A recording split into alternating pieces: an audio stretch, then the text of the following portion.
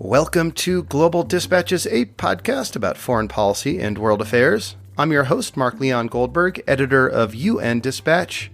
And in this show, we discuss topical global issues, have conversations with foreign affairs thought leaders and newsmakers, and give you the context you need to understand the world today. Go to globaldispatchespodcast.com to learn more. And now on with the show. The Black Lives Matter movement has spread quickly around the world. Over the last several weeks, there have been BLM demonstrations in nearly every major city in Europe. Tens of thousands of people showed up for protests in Berlin, Amsterdam, Paris, and London, just to name a few. There were also many protests across Latin America and Australia. Even Asian cities like Seoul and Tokyo saw Black Lives Matter protests. So how did the murder of George Floyd in Minnesota spark an anti-racism and civil rights movement so far beyond the United States? My guest today, Dominique, is in a unique position to analyze that question. She is an American who serves as the vice chair of the Working Group of Experts on People of African Descent, a UN human rights entity that monitors anti-Black racism around the world. We kick off with a discussion of how the working group operates and how anti-Black racism manifests itself differently in different places around the world. We then have a broader conversation about what is motivating the Black Lives Matter movement outside the United States. The working group, which Dominique vice chairs, is part of a broader UN human rights architecture that operates under the UN Human Rights Council. And the day that I'm recording this, the UN Human Rights Council held a meeting called at the behest of African countries about anti-Black racism and police brutality around the world. George Floyd's brother offered some testimony. And I think the fact that this meeting happened is just yet another example of how globalized this social justice movement has become, and also an interesting example of how the Human Rights Council can respond to grassroots pressure.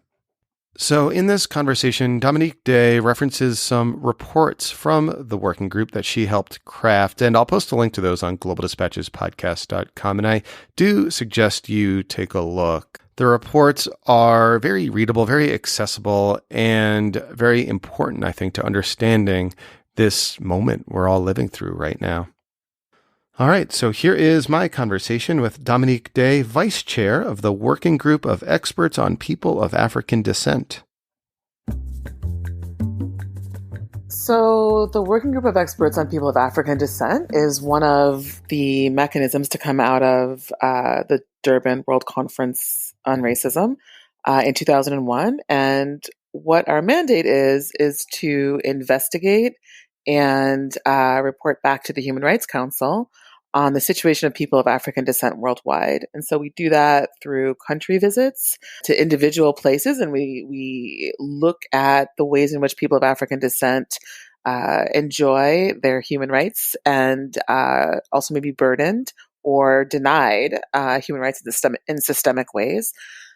We also engage with individuals and groups via our communications procedure. So if we hear information, we may issue an allegation letter. Very recently, we sent an allegation letter to the United States with respect to the recent spate of killings by police and quasi-law enforcement agents of people of African descent.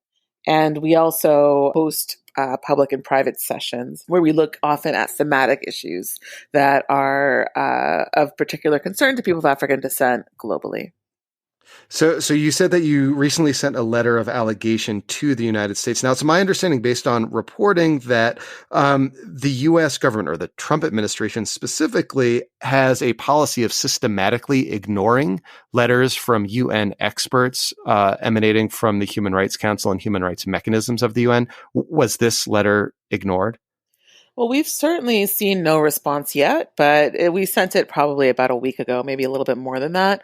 It does appear to be true. I think I've heard the same thing you have, that the U.S. administration has not engaged meaningfully, if at all, with the special procedures of the United Nations since 2017. Certainly, you're aware that the U.S. has withdrawn from the Human Rights Council and has taken a big step back from its own human rights enforcement obligations, both under the treaties and under its own domestic law.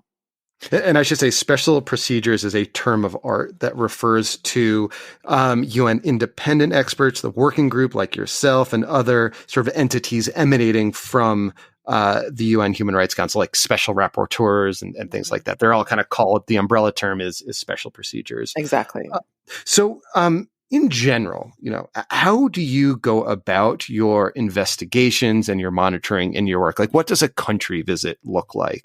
Our country visits are these very rigorous and sort of sprints through any given country. We receive an invitation, which is sort of a diplomatic process. Technically, we have a standing invitation, but there's many countries that have technically invited us, but have not actually allowed us in yet.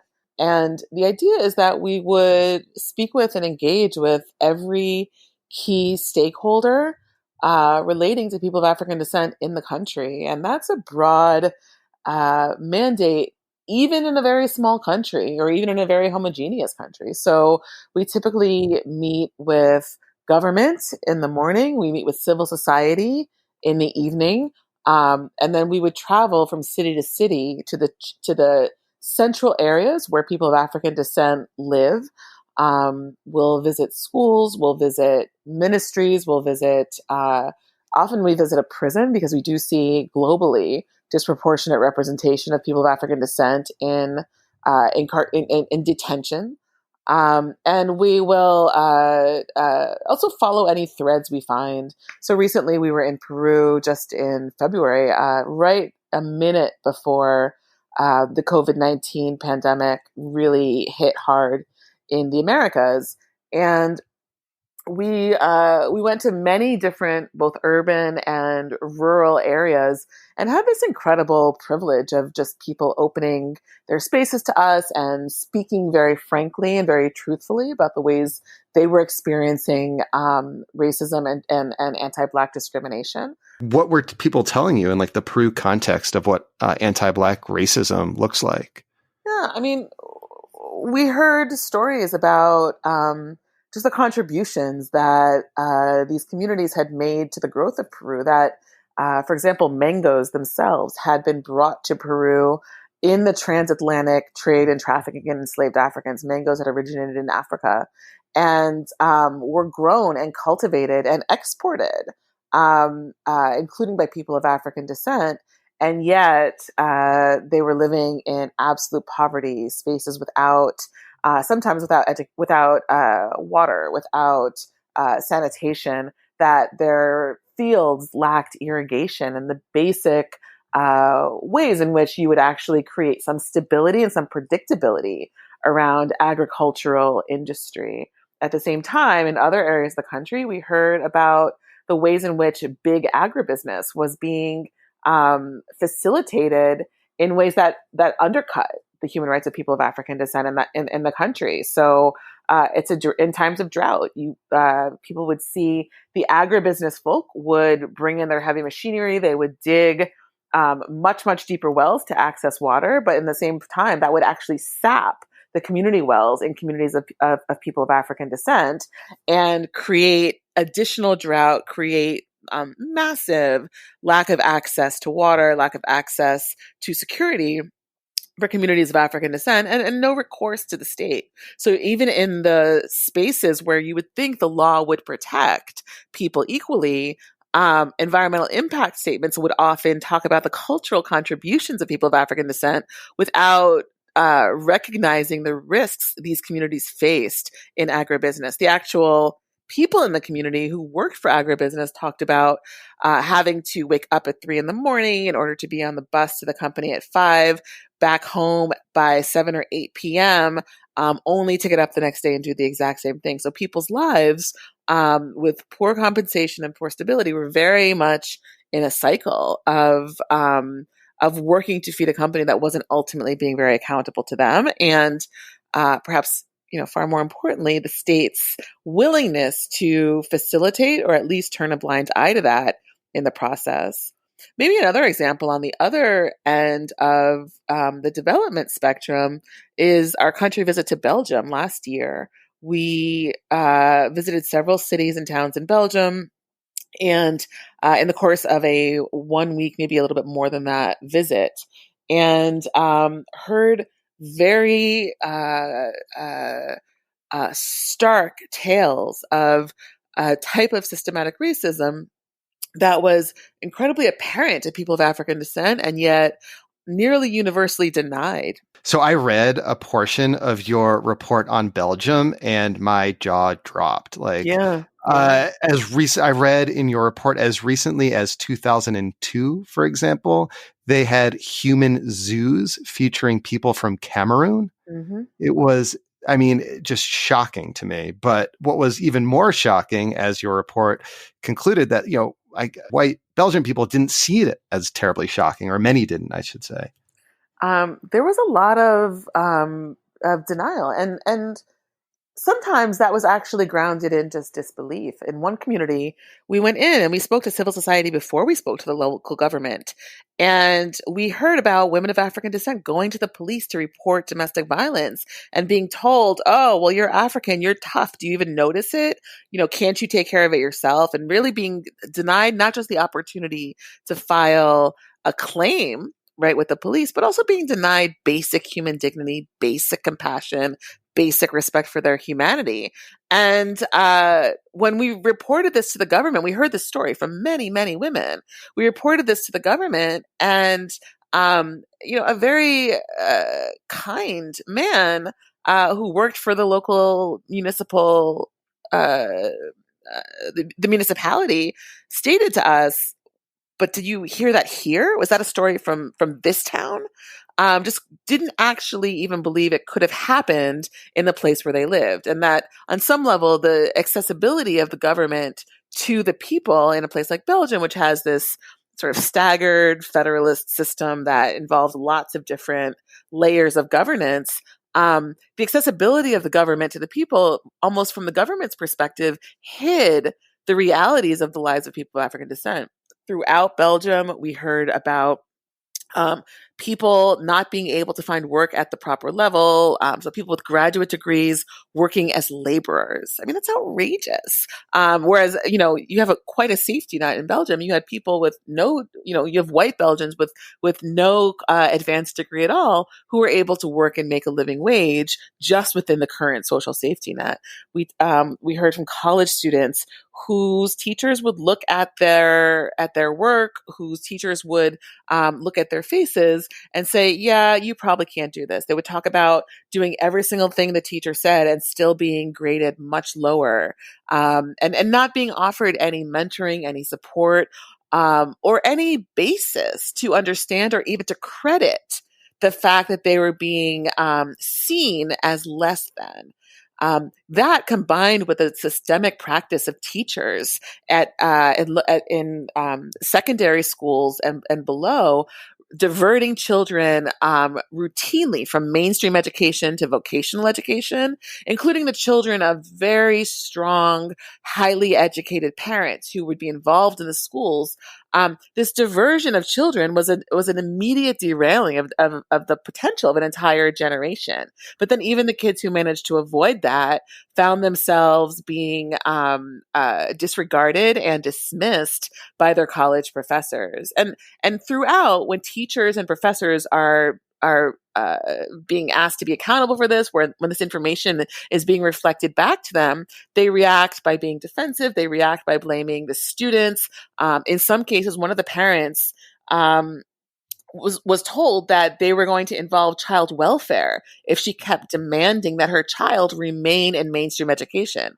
She had some money and some privilege and ultimately yanked her child out of the educational system and placed her child in private school. But many, many others talked about even as advanced degree holders, that their children ultimately didn't manage to finish high school, didn't manage to go to college, because the pressure, the systemic pressure inside the education system was absolutely overwhelming in a way that they were unable to navigate and really So, shocked by.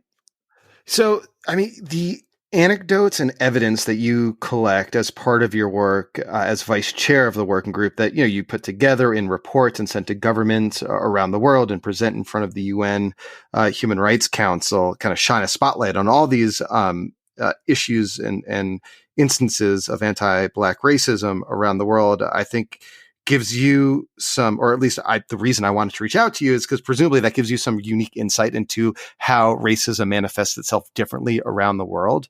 And one thing that's just really sort of interested and, kind of surprised me, to be honest, is how the BLM movement here that started here in the United States seemingly went global very quickly over the last several weeks. I mean, we've seen protests in nearly every major city around the world, in South America, Europe, even in Asia. I guess, how do you explain how the BLM movement went so global so quickly? I think that's a great question. And in part, the answer was not a surprise to us on the working group, because I have to tell you, we go from country to country to country and from continent to continent, from developed country to underdeveloped country, but we hear a lot of the same stories. We hear racial profiling by the police. We hear violence by the state. We hear about education and health and lack of food security and lack of water.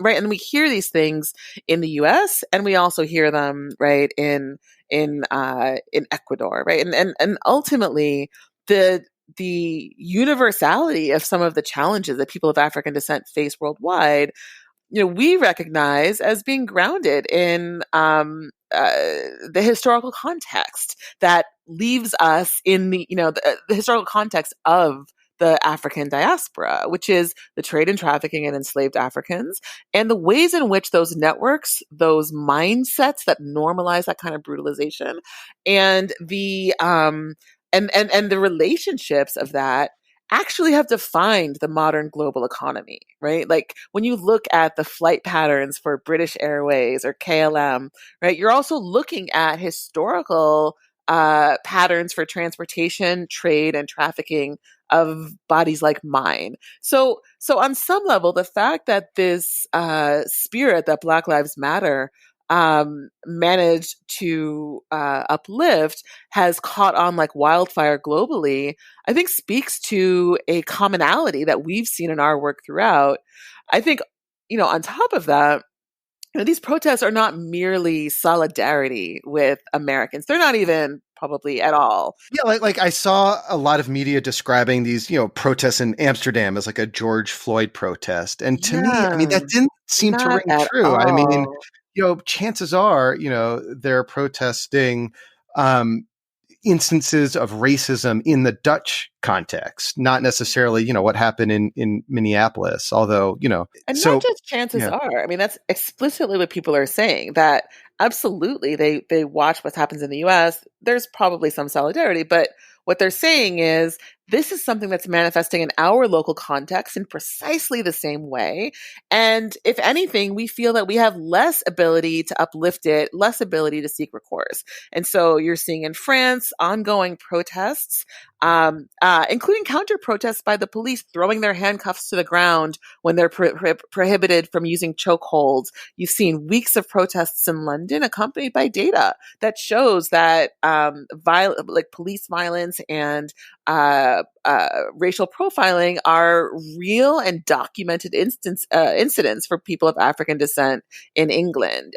You're seeing protests in many countries that reflect people's individual, personal, and local outrage and frustration with this same old behavior that people of African descent have been experiencing globally. And so I think the wildfire, the Black Lives Matter has lit around the world has nothing to do with the American moment per se, but it has to do with the ongoing frustration and lack of recourse and absolute danger, that the racial terror that a lot of us live with in our day to day, and that a lot of people would like to see resolved for the sake of their children, for the sake of their families, for the sake of their joy.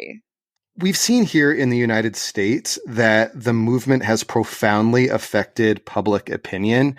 It's just a very popular, American movement right now across broad swaths of the U.S. population, including some of like the specific demands. I saw this one Reuters poll, you might have seen it as well, saying that something like 80 to 90% of Americans they surveyed agreed on some of the specific demands, like abandoning chokeholds and body cameras everywhere. And I didn't think 90 to 80% of Americans could agree on anything, so that was like really shocking to me. Are you seeing that shift in public opinion abroad? I mean, the only example I can think of is I saw the Dutch Prime Minister Mark Rutte sort of issue like a mild rebuke of that racist Dutch tradition of dressing up in blackface on Christmas, which every Dutch person I talk to will insist is totally not racist. That was like interesting to see Mark Rutte, at least the Prime Minister, mildly rebuke that sort of Zwarte Piet kind of thing that happens in Christmas. But have you seen any other examples of that?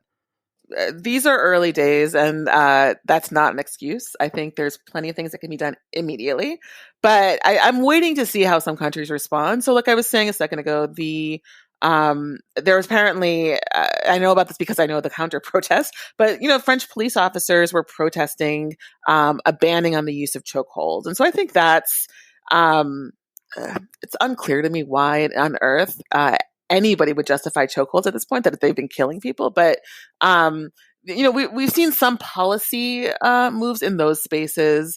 It's my understanding in Canada, there's a much more active debate about the ways in which racist policing has impacted Black Canadians. And again, it seems to have come as a complete surprise to the government in a lot of ways, although we also reported on it in our country visit there in 2016. But there's been some promises made by the Trudeau government, and I think we're waiting to see how those play out. So, there is, a lot of us would like to see more than words, right? We want to see, this is not a moment for lip service. This is a moment to really lean into the possibility of change, but also the possibility of equal protection under the law. And the great hope is that as recognition dawns, there will also be a real firm commitment to accountability and to transparency in that process. But yeah, I think it's still early days. Nothing else from what I've said is springing to the top of my head right now, though. Well, I mean, what I find also so interesting, is that as this moves public opinion in a lot of the places that your working group is active, I have to imagine that the recommendations that you issue in your reports will suddenly become more urgent. I mean, as like a UN special procedure, all you can really do is report and issue recommendations, and it's up to governments to take up your recommendations and to wrestle with them. And I just have to imagine this will give you more political heft and an ability to get your report seen and acted on in front of the right people. I mean, I think we're really hopeful that the first thing a government will do when it thinks about how should we make some change is pivot and dust off our reporting that may offer them very specific recommendations situated within their local context and accredited by their own by internal expertise to their country. I think one thing we do really well is really try to leverage and just to collect all of the expertise that exists within a country that we can lay our hands on. And it means our country visits are, 5 a.m. until midnight every day. But our thought is to really offer not just our own analysis as human rights experts, but to also really offer an understanding of what this looks like in a local manifestation. And so our hope is that, governments will pivot towards these reports and these recommendations, and will look at the ways in which something they may have dismissed or very happily moved away from once our press release had been issued, that this is an opportunity to really engage in a way that's meaningful. Yeah, I mean, you mentioned earlier that many countries have issued invitations to you, but not actually sort of issued the kind of formal invitation required for you to do your work. But hopefully this moment will enable that. Yeah, I don't know that I think we stand ready to help any country in any way that they ask us. I don't know if having the UN working group of experts on people of African descent coming in is the number one thing a government needs to be thinking about doing right now. But I can tell you, many of the governments that have been refusing our request to visit for years, even maybe more than a decade, those precise governments could probably really use some additional analysis and maybe some additional focus on these issues. So there is an interesting symmetry there. Can you name names? I think uh, for us, one of the most important countries to visit is France. It has the largest Black population in Europe. It is the seat of a lot of the conversation about what does post-colonialism do to ensure the legacies of colonialism and enslavement are not still structuring people's experience. And it also has a particular position on the keeping of disaggregated data. And so I think for our working group, just given the sheer number of people of African descent there, I think France is an important space where we would love to both offer some contributions and really partner as actively with the government as it would allow. And you mentioned a certain position on disaggregated data. Presumably, you're referring to like this French idea of not, keeping data around race. Yes. Everyone is French. No one is like, Cameroonian French. They're just French, and according to the French state. Yeah, and I have to tell you, I love France. I love Paris. I spent a good amount of time in France just out of my personal love for the country, and so I get it, and I'm even amused by it in some way. But the reality is, when we're talking about human rights, you can say we are all equal, but the only way you can measure whether human rights are being burdened in a racially disparate way, whether the human rights of people of African descent particularly are being denied and denied systematically, the only way you can measure that is through the collection of disaggregated data disaggregated by race. I say the only way, that's probably an overstatement, because the way we do it is we talk to people. We talk to as many people as will talk to us. And that's an important kind of data as well. People's stories, people's experiences, and the universality of that gives you a level of richness and complexity no data set will ever be able to approximate. But absolutely, I understand the idea of French identity as being universal, but the reality is we often see human rights violations are most visible and redressable when we're looking at much more granular data, including disaggregating by race, by gender, by sexual orientation, things like this. Well, Dominique, thank you so much for your time. It's absolutely fascinating, and I appreciate your sharing your thoughts with us. Well, thank you. Thank you for your attention to this issue. All right. Thank you all for listening. Thank you to Dominique Day. That was very helpful and interesting. And yeah, I said at the outset, I mean, this is kind of incredible times we are all living through. And two of the things that have most surprised me about this moment, and I reference it in the interview, is both, one, how broadly popular here in the United States the Black Lives Movement has become and the specific demands of the movement, and also just how quickly it has spread around the world. So thank you, Dominique, for shining a spotlight on that and helping me understand that. All right, we'll see you next time. Thanks. Bye.